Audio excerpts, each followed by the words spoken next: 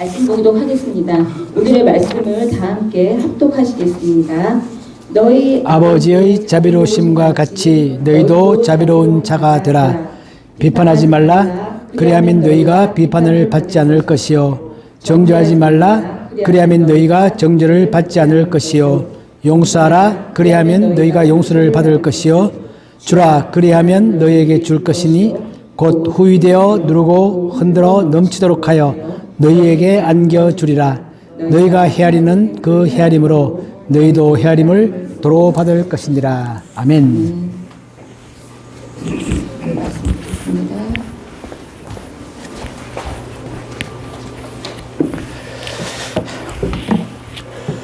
메리 크리스마스입니다. 네, 우리 크리스마스가 24일 크리스마스 이브가 화요일 된 날이 기억이 좀 가물가물하시죠? 저는 제 기억에 잘 없었던 것 같은데 아무튼 원래는 크리스마스 이브가 우리 화요일 예배 시간이 되어서 너무 좋습니다. 오늘 읽었던 이 본문이 저게 어떻게 크리스마스 정신과 연결이 될까 좀 생뚱맞지 않으세요? 네, 저도 이제 오늘 24일이라 그동안 했던 마태복음 좀 벗어나서 뭔가 크리스마스에 관한 얘기를 하고 싶은데 본문을 뭐로 할까 생각하다가 우리가 교회에서 많이 듣고 읽는 그런 성탄에 관한 얘기도 좋겠지만 오늘 이 본문을 한번 선택을 해봤습니다. 이 본문은 제가 굉장히 좋아하는 본문이죠. 그래서 우리가 여기 나오는 것처럼 저희 강조점은 38절에 있습니다. 주라 그리하면 너에게 준다. 이 말은 우리가 먼저 남들에게 뭔가를 베풀면 우리가 베푸는 것 이상으로 하나님께서 우리들에게 다 돌려주시겠다. 그런 말씀이시죠. 다시 말하면 우리가 물질이 됐던 시간이 됐던 특히 남들을 대하는 태도에 있어서 우리가 어떠한 태도로 남들을 대하는 것이 올바른 태도인가 라는 뜻을 말하고 있는 것이고 저는 오늘 그런 면에서 이 크리스마스를 맞이해서 우리들이 마음 가운데에도 이러한 정신을 우리가 평소에도 많이 가지고 있지만 다시 한 번 마음에 새기는 그런 시간이 되었으면 좋겠다 그 생각이 듭니다. 이 크리스마스 핵심은 우리가 알고 있는 것처럼 성육신이죠.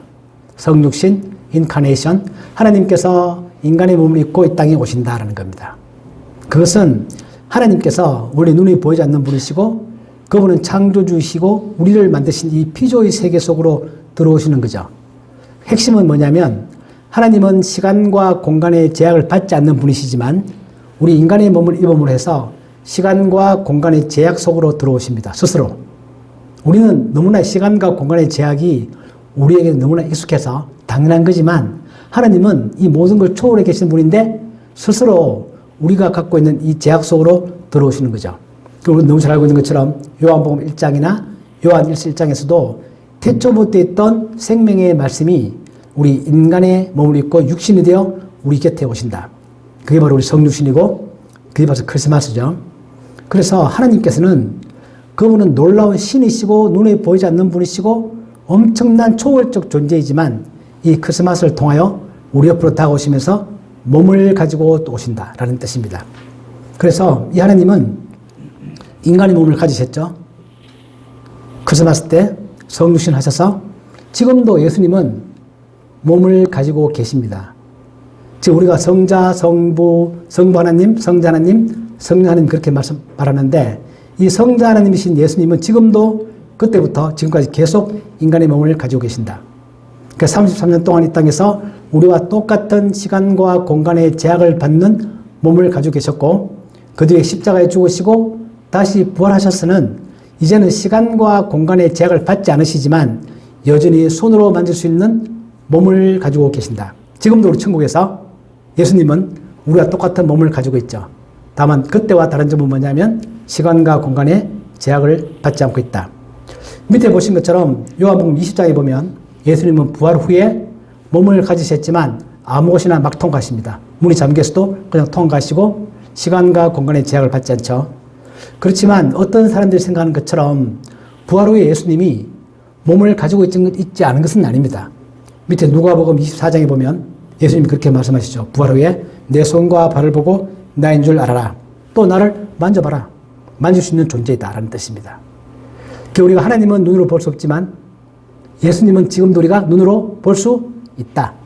스테반 집사님은 순교할 때 하늘에 계신 예수님 모습을 보는 거죠. 그래서 보이지 않는 하나님은 예수님을 통하여 우리들에게 보여질 수 있는 존재로 존재하신다. 그게 크리스마스가 가지고 있는 엄청난 놀라운 사건입니다. 그분은 그때 처음으로 인간의 몸을 가지고 이 땅에 오셔서 우리와 똑같은 존재가 되고 난 다음에 그 다음에는 부활 후에는 전혀 다른 종류의 몸이긴 하지만 우리 인간과 같은 몸을 가지고 계신다. 하나님이 우리 인간을 얼마나 좋아하는지 사랑하는지 그런 게 좀 느껴집니다. 여기서 하나님은 우리들에게 있어서 초월적 존재로만 존재하시는 분이 아니라 우리와 똑같은 몸을 가지시고 우리처럼 그렇게 눈에 보일 수 있는 그런 존재로 계신다는 겁니다. 자, 이 성신의 목적을 우리가 알고 있는 것처럼 첫 번째는 우리가 너무 잘 알고 있는 거죠. 우리를 죄에서 구원하기 위한 것이다. 예수님의 탄생 때 천사가 말했던 것처럼 아들을 낳아라. 그리고 그 이름을 예수라고 해라. 그는 자기 백성을 그들의 죄에서 구원할 자이시다. 그렇게 말하는 거고 또 히브리서에서도 예수님께서 우리와 똑같은 모양으로 혈과 육을 함께 지니신 이유는 그분의 죽음을 통하여 우리의 모든 죄를 사하고 우리를 사로잡고 있는 우리의 모든 질병과 고통과 모든 것들을 나쁜 것을 주고 있는 마귀를 멸하기 위한 것이다. 그분이 인간이 되신 목적은 첫 번째는 우리 모두를 죄에서 구원하기 위한 것이다. 두 번째 목적은 뭐죠? 두 번째 목적은 강조해 드렸던 것처럼 우리와 똑같은 입장이 되신다. 우리는 남들과 같은 입장이 되기가 무지하게 힘들죠. 내가 조금만 남들보다 위에 있으면 그 낮은 사람 입장이 되기 힘들고 내가 낮은 사람 입장에 있으면 나보다 높은 사람 입장이 되기가 너무 힘들고 내가 부모가 되면 자녀 입장 되기가 너무 힘들고 내가 자녀가 되면 부모님의 마음 이해하기가 너무 힘들고 우리 조금만 달라도 자기 입장을 항상 강요하지 남의 입장이 되기가 엄청 힘듭니다. 그런데 하나님께서는 성신을 통하여 우리와 같은 입장이 되신다. 엄청난 거죠. 엄청나게 낮아지시는 것입니다. 우리와 똑같은 눈높이에 계셔서 우리와 똑같이 고통을 같이 경험하시고 그런 삶을 살아가시는 그 두 번째 목적이다. 하나님은 우리의 고통을, 우리의 어려움을 결코 외면하거나 못 느끼거나 모르시는 분이 아니시다. 이게 크리스마스 정신이죠. 하나님은 하나님이시지만 우리와 똑같은 입장이 되셔서 우리의 모든 고통을 같이 경험하시는 그런 분이 바로 우리의 하나님이시다. 그게 두 번째 목적이죠. 자, 세 번째 목적은 우리도 그분을 따라서 살아갈 수 있는 우리의 모범이 되기 위한 것입니다. 우리 전에 봤던 것처럼 바울이 말하기를 내가 그리스도를 본받는 자가 된 것 같이 그렇게 말하고 있는 것이고 또 요한일서 2장 6절도 보면 그의 안에 산다고 하는 자는 그가 행하시는 대로 자기도 행할지니라. 그러니까 예수님께서 이 땅에 오셔서 살아가는 모든 모습은 우리로 하여금 그분을 따라갈 수 있도록 그분의 모범을 따라갈 수 있도록 그렇게 하시는 게 그분의 목적입니다. 우리는 완벽하게 그분을 따라갈 수는 없습니다. 완벽하지 않죠. 결코 우리는 아무리 내가 예수님을 따라 살고 싶다고 해도 결코 완벽하게는 그렇게 못 살아가죠. 그렇지만 그 방향, 목표, 그것들은 우리가 변할 수 없는 거죠. 우리 모든 삶의 목적은 뭐다? 내 삶의 모든 목적은 내가 어떤 식으로 살아야 되지? 내가 어떤 생각을 해야 되지? 내가 남들을 어떻게 대해야 되지? 이 모든 것들의 목표는 명확합니다. 그죠? 예수님처럼 이다. 비록 그분은 100점이고 나는 100점은 그냥 50점도 안 되고 30점, 20점, 10점이라 할지라도 방향은 그 방향이다 라는 뜻입니다. 그게 바로 그분이 이 땅에 오신 그런 목적이죠. 자, 그래서 우리의 믿음이라는 것은 본받는 것이다. 그렇죠? 하나님을 본받고 예수님을 본받는 것이 우리가 신앙생활하는 모든 것들의 목적이다. 신앙생활이 뭐냐? 봉사, 기도 다 좋지만 무엇보다 내 자신의 삶이 예수님과 하나님을 닮아가는 것이다. 자, 우리 본문 첫 줄 나왔던 거죠. 누가복음 6장 36절. 너의 아버지의 자비로우심 같이 너희도 자비로운 자가 되라. 우리가 자비로운 사람이 되어야 되는 이유는 딱 한 가지입니다. 우리 아버지가 자비롭기 때문이다. 나는 그 아버지를 따라 살고 싶다. 그분처럼 되고 싶다. 그런 마음을 가지고 있기 때문에 우리 삶의 목적은 아버지처럼 자비로운 자가 되는 것입니다. 성경에는 그런 거 많죠. 하나님께서 거룩하시니 너희도 거룩하라. 그렇게 말하는 것처럼 오늘 본문에서는 너희 아버지가 엄청 자비로우시다. 그렇기 때문에 너희들도 자비로운 사람이 되어야 한다. 이게 바로 우리 신앙에 우리가 크리스마스를 맞이하여 우리 마음 가운데 깊이 새겨야 되는 중요한 우리 신앙의 원리죠. 마태복음에서도 똑같이 말했습니다. 마태가 말하기를 하늘에 계신 너희 아버지의 온전하심, 완벽하심, 완전하심 그것처럼 너희도 완전해라. 우리가 온전할 수가 없죠. 그렇지만 우리의 삶의 목표는 삶의 방향은 항상 그 방향이 한다. 우리는 하나님을 닮고 예수님을 닮는 것, 그것이 우리 삶의 목적이 되어야 한다는 뜻입니다. 자, 하나님은 어떤 분이시냐? 하나님의 모습을 우리 마음 가운데 한번 새겨보시면 여러분들 마음 가운데서 하나님은 어떤 이미지를 갖고 계십니까? 여러 가지 복잡한 이미지가 많겠지만 그분은 엄하시고 심판하시는 분이시고 완벽한 분이시고 많은 이미지를 가지고 있겠지만 제일 먼저 떠오르는 이미지는 무엇입니까? 하나님 딱 머리 떠오르시면 성경이 말하고 있는 것은 하나님은 친절하신 분이시고 자비한 분이시고 인자한 분이다 라는 게 성경이 말하고 있는 하나님의 첫 번째 이미지입니다. 가장 중요한 이미지. 우리가 알고 있죠. 하나님은 사랑이시다. 그 많은 하나님의 특성 가운데서도 하나님의 제일 특성은 사랑이죠. 하나님은 인자한 분이다. 얼마나 인자하시냐? 하나님의 은혜를 모르는 자에게도 하나님은 인자하시다. 우리는 요즘 보통 가끔 어떤 일을 하고 있냐면 우리가 뭐 정부가 어떤 가난한 사람들에게 은혜를 베풀거나 또는 우리 스스로 남들에게 뭔가 이렇게 줄 때 처음에는 받는 사람들이 굉장히 고마워하지만 조금 지나면 받는 것을 당연시하고 그 다음부터는 안 주면 억울해하고 그런 거 우리 많이 보죠. 하나님은 우리들에게 태양도 주시고 산소도 주시고 우리 건강도 주시고 모든 걸 주시는데 사람들은 하늘에 있는 태양 당연한 거 아니냐, 내가 숨쉬는 산소 당연한 거 아니냐 그렇게 생각합니다. 그렇지만 하나님은 그런 사람들에게 그걸 전혀 모르고 불평하고 그런 사람들에게도 하나님은 자비하신 분이다. 하나님은 자기가 주는 모든 것들에 대한 대가를 바라지 않으시고 무한정하게 주시는 그런 분이십니다. 악한 자에게도 이기적인 사람에게도 그렇게 하는 것입니다. 우리 오늘 읽었던 본문에 보시면 밑에 첫 번째 박스, 그는 하나님은 은혜를 모르는 자와 악한 자에게도 인자하시다. 그 하나님은 하나님을 존재를 부정하고 하나님을 원망하기도 하고 그 은혜를 전혀 모르는 사람들에게까지도 하나님은 인자한 분이시다. 하나님은 그런 분이다. 그런데 그런 하나님을 따라서 우리도 그런 사람이 되어야 한다는 게 성경이 우리들이 말하고 있는 바고 우리가 크리스마스를 통하여 우리 가슴 가운데 깊이 새겨야 되는 것입니다. 그래서 바로 이어서 너희 아버지의 자비로우심과 같이 너희도 자비로운 자가 되라 그렇게 말씀하십니다. 하나님은 정말로 은혜롭고 자비롭고 자기를 무시하고 거역하는 모든 사람들에게도 자비를 베푸시죠. 또 우리가 알고 있는 것처럼 그러다 하나님의 심판이 전혀 없느냐? 그렇지는 않습니다. 우리가 여호와의 정인에서는 그 사랑의 하나님이 어떻게 심판하시며 지옥이 어떻게 있겠느냐 그렇게 말하지만 지옥도 있는 것이고 하나님의 심판도 있습니다. 그러나 그것은 정말 마지막에 그리고 그 모든 죄악들이 충분히 쌓였을 때 그 분량이 충분히 쌓였을 때 그때 하나님의 심판이 이루어지는 것이지 하나님은 급하게 바로바로 심판하시는 그런 분이 아니죠. 우리 창세기 15장에 보면 하나님이 아브라함한테 말씀하실 때 내가 너희 후손들로 하여금 이 땅을 차지하게 하겠다. 그러나 그때는 아주 나중이다. 적어도 아브라함이 생전에는 그런 일이 오지 않고 아브라함이 죽고 난 다음에 한참 지났어야 그런 게 온다. 그렇게 말씀하시면서 그 이유가 무엇이냐면 그 땅에 살고 있던 아무리 족속의 죄악들이 가득 찼을 때 하나님은 참고 그 죄악이 거의 100% 완전한 분량이 차면 그때 심판이 있겠지만 그 전까지는 결코 급하게 심판하시는 분이 아니시다. 하나님은 기본적으로는 거역하는 자, 죄를 짓는 모든 사람들에게 하나님은 다 자비로우신 분이 하나님의 첫 번째 이미지다. 우리가 그걸 알아야 그 다음에 하나님의 심판이 어떤 의미인가도 우리가 압니다. 우리 심판 그러면 조금 잘못하면 바로 심판하고 조금 잘못하면 바로 심판하고 그렇게 생각하기 쉽지만 하나님의 심판은 그런 게 아니다. 하나님의 심판은 참으신다.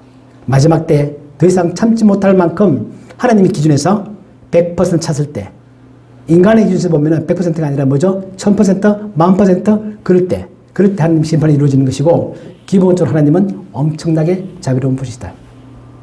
우리가 살아가는 이유이기도 합니다. 저도 그 생각 참 많이 듭니다. 하나님께서 만약에 저의 잘못을 그때그때 심판한다고 한다면 정말 제가 이따 이제 현재 제가 살아있을까 싶을 정도로 하나님은 저에게도 굉장히 자비로운 분이다. 정말 자비로운 분이십니다. 자, 우리 그런 하나님을 본받는다라는 게 우리 신앙인데 어떻게 본받을까? 여러 가지 면들이 많이 있겠죠. 그런데 오늘 본문에서 우리가 대인관계에서 남들을 대하는 그런 태도에 있어서 우리가 하나님과 같은 마음을 한번 가져보자라는 게 오늘 제가 강조하고 싶은 부분이고 올해 크리스마스를 맞이하여 우리가 이것 하나만큼은 오늘 이브, 내일 크리스마스, 이제 곧 연말도 다가오고 그런데 그럴 때 우리가 요 하나만큼은 한번 실천해보자. 그런 마음을 제가 좀 강조드리고 싶습니다. 그러니까 저 자신도 그걸 한번 실천해보고 싶고요. 이번 기회에. 네, 그런 것입니다. 그 성경의 핵심은 우리가 남들을 대할 때 따뜻한 마음으로 대하고 좋은 동기로 대해야 된다. 항상 성경은 동기를 많이 강조합니다. 결과적으로 보이는 모습이 중요한 게 아니라 어떤 사람이 설령 무엇을 잘못했다 하더라도 그 사람이 그걸 할 때 그 동기가 무엇이냐가 정말 중요한 것이다. 남들을 내가 비판하기도 하고 판단하기도 하겠죠. 성경이 말하고 있는 것처럼 비판하지 말라. 그렇다고 해서 우리가 남들을 절대로 비판하지 말고 판단하지 말고 분별하지 말고 그런 말 하고 있는 게 아닙니다. 우리가 남들을 건전하게 비판할 수 있고 또 내가 남들을 저 사람은 좋은 사람인지 나쁜 사람인지 상황이 어떤 것인지 분별해야죠. 판단해야죠. 지혜롭게 살아가야죠. 근데 그런 거 할 때 우리 마음 가운데 그 동기가 무엇인가? 내가 남들을 비판할 때에도 내가 좋은 마음을 가지고 따뜻한 마음을 가지고 그런 마음을 가지고 내가 비판하는가? 아니면 악의적인 마음을 가지고 비판하는가? 그 두 개는 엄청난 차이다. 밖으로 볼 때는 비슷하게 보일 수 있습니다. 남들은 모를 수 있습니다. 그러나 하나님은 그걸 다 아시고 너가 마음 가운데서 정말 좋은 동기로 했다면 그것은 그 과정 가운데서 실수가 있을 수도 있고 잘못된 행동이 나올 수도 있겠지만 너의 동기가 옳다면 너의 동기가 선하다면 좋은 마음을 했다면 그것은 반드시 합력하여 선을 이룬다. 이게 좋은 동기, 따뜻한 마음 이런 것들 정말 중요하다. 그렇게 말씀하시는 거죠. 그렇기 때문에 우리가 비판하지 말라, 정죄하지 말라도 오해하시면 안 됩니다. 어떤 경우도 판단하지 마라. 그건 절대 아닙니다. 예수님도 판단 많이 하시죠. 우리가 판단을 하되 좋은 마음을 가지고 판단하는 것. 이것이 바로 첫 번째 우리가 하나님을 본받는 첫 번째 태도가 되어야 한다는 뜻입니다.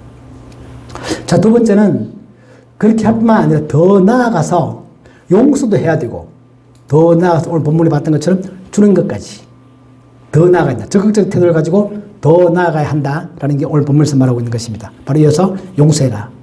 그러면 너에게 용서를 받을 것이고 줘라. 그러면 너에게 줄 것이다. 그런 뜻입니다. 하나님은 먼저 우리를 용서하셨고요. 하나님은 먼저 우리에게 뭔가 많은 것들을 주셨습니다. 그렇기 때문에 내가 남들을 용서하지 않으면 하나님이 결코 나의 죄를 용서 안 한다. 그런 의미가 아니라 하나님은 먼저 내 죄를 용서하셨고 먼저 나에게 많은 것들을 주셨습니다. 우리가 그것을 바탕으로 해서 남들을 용서하고 또 더 주는 삶을 살게 되면 하나님은 우리들에게 더 큰 용서를 줄 것이고 더 큰 은혜를 주실 것이다. 그리고 우리가 그럴 때 남들을 용서할 때 하나님께서 나를 용서하신 그 용서가 어떠한 용서인지를 내가 알게 되고 느끼게 되고 내가 남들에게 뭔가 줄 때 하나님이 나에게 주신 것들이 어떤 것들인지 내가 얼마나 그것에 대해서 감사해야 하고 있는지 그런 것들을 우리가 알 수 있게 된다. 그런 뜻입니다. 그런데 우리가 용서하고 남들에게 뭔가 하나 더 주고 이런 태도를 가질 때 우리는 정말 하나님의 심령을 더 잘 이해할 수 있다. 그렇게 되는 거죠. 그걸 우리가 하나님 우리들에게 강조하고 있습니다. 제가 밑에 근데 하나님 저도 하나님 그런 기도 많이 하죠. 성경에 제가 그런 말씀 많이 읽는데 근데 하나님 정말 나쁜 사람들이 있어요. 그 사람들에게까지 그렇게 해야 됩니까? 이렇게 물어보지 않습니까? 어떻게 생각하세요? 하나님은 원수도 사랑해라. 그렇게 말씀하셨기 때문에 정말 나쁜 사람에게도까지 그렇게 해야 됩니까? 그런 질문에 대해서 만약 여러분 자녀들이 그렇게 물어본다면 여러분 어떻게 대답하시겠어요? 참 어렵습니다. 그죠? 그러니까 저는 이걸 많이 생각하면서 나름대로 결론을 내렸습니다. 그런 고민할 필요 없다. 왜? 우린 절대로 그렇게 못할 것이기 때문에 그런 걸 할 필요가 없다. 설령 하나님께서 나한테 원수를 사랑해라. 정말 나쁜 사람도 용서해라. 그렇게 말했다고 해서 내가 그렇게 따라갈게요. 결심한다고 해서 우리는 절대로 그렇게 못합니다. 그러니까 그 고민 우리가 할 필요 없겠다. 그냥 쉽게 말하면 나에게 잘해주는 사람들, 내 주변에 평범한 사람들, 나에게 조금 잘못한 사람들 그런 사람들 정도까지만 하더라도 우리가 잘 대해줘도 정말 우리는 훌륭한 사람들이다. 그렇게 듭니다. 여러분 생각해 보십시오. 나한테 잘해준 사람들이 있습니다. 그 사람들에게까지만이라도 내가 뭔가 잘해드리고 은혜를 갚는다면 훌륭한 사람이죠. 진짜. 뭐 더 나아가서 원수를 사랑하라? 그건 하나님께서 방향을 말씀하시는 것이고 극단적인 방향이다. 저는 그렇게 생각합니다. 왜냐하면 제가 성경을 읽다 보면 예수님께서 극단적 표현 많이 하시거든요. 뭐 선행을 베풀 때 내 오른손이 하는 것을 왼손이 모르게 해라. 그럼 모를 수가 없잖아요. 그죠? 절대로 오른손이 뭘 하고 있는데 왼손이 모를 수가 없죠? 뭐 지체장애자가 아니면? 그건 불가능한 얘기인데 그렇게 말씀하시는 것은 아주 강한 표현을 통해서 우리에게 그 방향을 말씀하시는 거죠. 그래서 저는 그렇게 생각합니다. 원수를 사랑해라. 그래요. 원수를 한번 사랑해 보고 노력을 해보죠.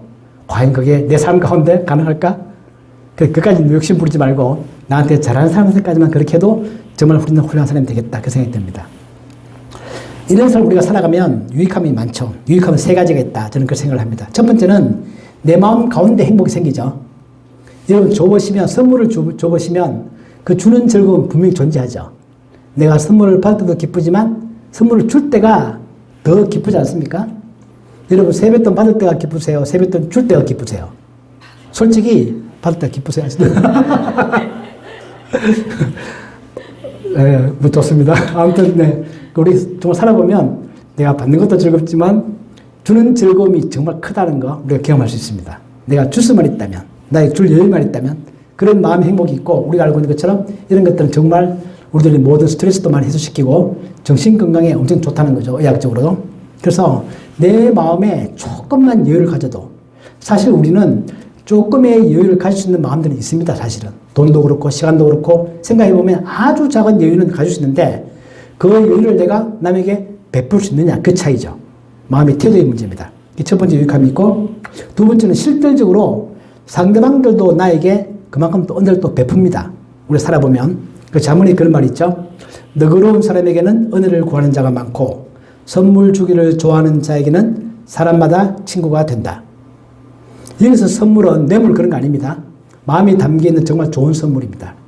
너그러운 사람들한테는 주변에 친구들도 많이 생기고 사람들이 그 사람을 많이 좋아합니다. 약간만 너그러워도 정말 약간만 너그러워도 절대 제가 많이 너그러워라 그런 말 하고 있지 않습니다. 약간만 너그러워도 또 잠언 18장 16절에 보면 사람의 선물은 그의 길을 넓게 하며 또 존귀한 자 앞으로 그를 인도하느니라. 여기서의 선물도 뇌물을 말하고 있는 거 아닙니다. 잠언은 뇌물을 금하고 있기 때문에 뇌물을 가지고 돈을 주고 뭘 하라 그런 뜻이 아니라 정말 마음이 담겨있는 작은 선물들은 그 사람의 앞길이 평탄해진다. 모든 것들이 잘 풀린다 그 뜻입니다. 그런 거 한번 경험해 보셨습니까 여러분? 내가 남들에게 당연하게 해야 될 것은 당연하지만 조금만 더 여유 있게 대하면 상대방들이 나한테 훨씬 더 잘 대하고 내가 알게 모르게 그것이 당장은 아니어도 5년 뒤 10년 뒤에도 뭔가 좋은 곳으로 돌아오는 그런 경험을 분명히 할 수 있고 책에는 그런 간증도 되게 많죠. 내가 그런 거 한번 실천해 보겠다. 이번 크리스마스 때 내가 지금까지도 그렇게 살아왔지만 앞으로도 다시 한 번 더 조금만 정말 아주 조금만 더 여유 있는 삶을 한번 살아보고 남들에게 좀 베풀어보자 그런 뜻입니다. 자, 세 번째 유익함은 우리가 알고 있는 것처럼 오늘 본문에 나와 있는 것처럼 하나님께서 주시는 복이죠. 하나님이 약속을 하십니다. 그래서 우리가 남을 대하는 태도를 통하여 그것은 바로 하나님께서 우리를 대하시는 그런 태도가 된다. 그런 것이고 밑에 보시면 하나님은 우리에게 줄 때 후히되어 누르고 흔들어 넘치도록 하여 안겨준다. 이것은 그죠. 우리가 쌀을 담을 때 된말 그 된말을 머리에 떠오르시면 됩니다. 그 되를 할 때 탁 깎아서 정량만 주는 게 아니라 하나님은 그 되에다가 쌀을 줄 때 꽉꽉 눌러서 빈틈이 없는지 막 흔들어서 그리고 또 넘치도록 해서 우리에게 안겨주겠다. 하나님의 약속입니다. 우리 삶에 있어서. 이것이 당장 이루어지지 않더라도 하나님의 약속은 우리들 삶 가운데 반드시 이루어집니다. 우리 신앙의 고백이죠. 그것처럼 그러면서 바로 이어져 나오는 말씀을 보면 너희가 헤아리는 그 헤아림으로 너희도 헤아림을 도로 받을 것이다. 이 헤아림이라는 단어는 쉽게 말하면 저울질한다는 뜻입니다. 우리가 남들을 저울질하면 남들도 똑같이 우리를 저울질한다는 뜻이고 요즘 말로 뭐죠? 저울질한다. 요즘 말로 하면 간을 본다 그런 뜻이죠. 남들 우리가 간을 보기 시작하면 남들도 우리를 간을 본다 그 뜻입니다. 하나님은 우리들에 대해서 그렇게 대하시는 분이 아니죠. 하나님은 우리를 결코 저울질하지 않습니다. 하나님은 우리를 저울질하지 않고 무한한 사랑으로 주신 것이고 우리가 남들에 대해서 조금만 여유 있는 마음을 가진다면 하나님은 그거에 대해서 하나님 자신이 우리가 봤던 것처럼 내 마음의 기쁨도 있고 남들도 나에게 뭔가 베풀어 주겠지만 하나님 자신이 우리들에게 엄청난 보상으로 채워주겠다. 어떻게 해요? 후이되어 눌러서 꽉꽉 눌러서 흔들어서 혹시 빈틈 없는지 흔들어 보고 거기에 똑같이 채워서 넘치도록 하여 너에게 안겨준다. 이게 바로 하나님께서 우리들에게 약속하시는 그런 약속이고 우리가 이 마음을 갖는 것이 정말 중요하겠다 그 생각이 듭니다. 자, 우리 살다 보면 내가 해준 만큼 나에게 뭔가 돌아오지 않을 때 서운하죠. 그런 마음을 갖지 않는다면 그 사람이 아니죠. 그러니까 내가 그런 마음을 가질 때 내 신앙이 왜 이렇지 그 생각할 게 아니고 당연한 인간의 심리입니다. 나는 뭔가 100을 해줬는데 상대방은 나한테 100은커녕 50도 안 해준다. 서른 말씀이 생기죠. 그러나 그것을 우리가 용서해 주셔야 되고 오히려 그때 내가 한개 더 줄 수 있는 그런 마음을 가져야 한다. 그게 우리 바로 크리스마스를 통하여 우리가 가져야 될 정신이다. 그런 뜻이고 나랑 의견이 다르거나 스타일이 다른 사람에게 너그러운 마음을 갖자. 저 사람은 그럴 만한 이유가 있겠지 생각하고 남의 입장이 돼서 하나님은 내 입장이 돼서 나를 이해하시는데 나도 남들을 그렇게 한번 생각해보자. 그런 마음을 갖는 것. 그게 정말 크리스마스 정신이다. 그리고 제가 밑에 강조했던 것처럼 정말 나쁜 사람에게 그렇게 안 하셔도 됩니다. 그렇게 하지 마시고 그래도 가까운 사람들에게 나랑 비슷한 사람들에게 나에게 뭔가 호의를 베푸는 사람들에게만이라도 적어도 내가 그런 마음을 갖자. 그렇게 하면서 우리 크리스마스를 맞이해서 그것이 진정한 크리스마스 정신이다. 지금 누군가 머리에 좀 떠오르세요? 혹시?